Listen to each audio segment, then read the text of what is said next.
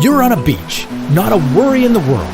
The sun bronzing your skin, sand trickling between your toes, the sound of waves.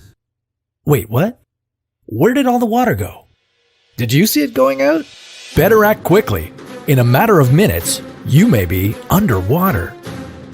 Here's how to survive a tsunami, according to science. Tsunamis are triggered by intense underwater activity, usually an earthquake or an underwater volcanic eruption. These events displace huge volumes of water, pushing it up from the ocean's floor to its surface. But when gravity pulls it back down, all this built-up energy is released outwards, forming deadly waves that grow stronger as they ripple across the ocean. A tsunami's waves can be 100 kilometers long and sometimes taller than 30 meters. They can travel across whole oceans, moving at the speed of a jet airplane. So with such speed, strength, and stamina, how does anyone stand a chance? Even in a tsunami hazard zone, you can still survive if you know what to do. The first step to survival is to be able to identify the early signs of a tsunami. The Pacific Ocean is home to volatile tectonic activity, which explains why 75% of the world's volcanic eruptions and 90% of the world's earthquakes occur in the Pacific. These geological disturbances are the reason why 85% of all tsunamis happen in the Pacific Ocean. In most cases, an earthquake comes before a tsunami, so if you're near the coast and you experience an earthquake, protect yourself from that first. But once the shaking stops, move to higher ground as quickly as possible.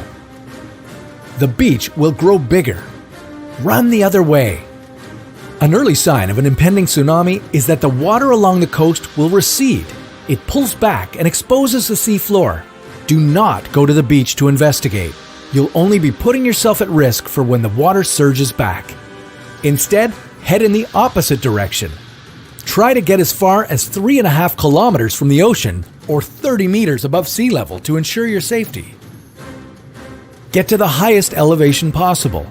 Tsunamis travel quickly, and you may not have enough time to clear the hazard zone. In this case, look for a tall building with a sturdy concrete foundation. If you see one nearby, run inside and get to the roof as quickly as possible.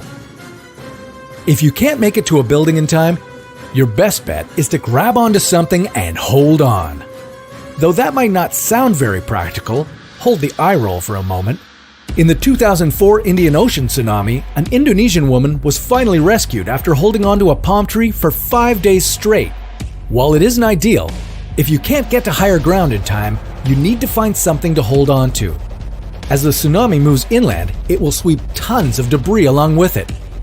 This can be very dangerous as the accumulation of debris traveling at high speeds become fatal obstacles for anyone who's caught in the current. However, many tsunami victims have been saved by climbing on to detached roofs or holding on tightly to floating cars or other large objects. Of course, if you've made it this far, your troubles aren't over yet. A tsunami isn't one wave, but a series of waves known as a tsunami wave train. Waves may be anywhere from 5 minutes apart to an hour apart.